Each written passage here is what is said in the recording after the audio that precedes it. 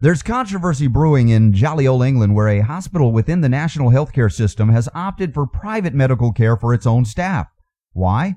Because the waiting times were too long. Is this what Obama and McCain have on tap for our future here in America? Disney World lines without the ride? In England, an NHS, National Healthcare System Trust, has spent more than £12,000, that's around $20,000, on private treatment for hospital staff because its own waiting times are too long. Direct quote from the article.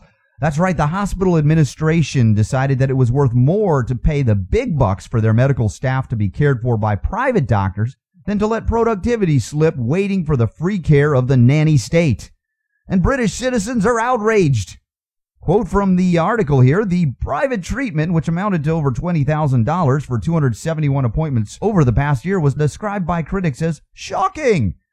I can almost hear the whiny Brits now. How dare they pay their own way and get immediate attention while we have to wait in line with all the other common folk?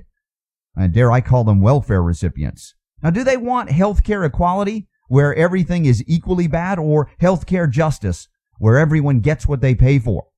Well, we hear from British citizen Mark Wallace of the Taxpayers Alliance, and he says their staff should have to wait like everyone else. Of course, it's socialism, where the proletariat must all suffer the same fate, or it's not fair. Do you really want fair in medical care? I'll hazard a guess that you'd rather see an excellent doctor than a fair one. But who's to blame, really? Who's to blame for this mess? Well, it must all be the fault of the free market, right? Well, we tried that and it didn't work. And that's what millions of Americans believe, demanding their right to wait in line just like our former countrymates in the United Kingdom.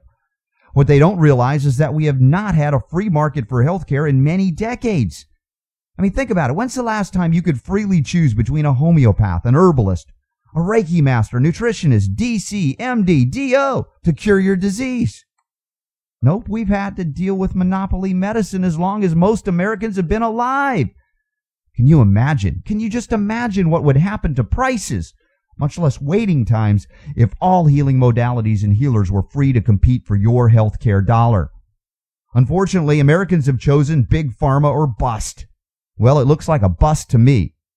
Meanwhile, back in Great Britain, quote from the article, perhaps if they experienced it as their customers, that is, the taxpayer experienced it, they might be a little keener to improving their waiting times. Not likely.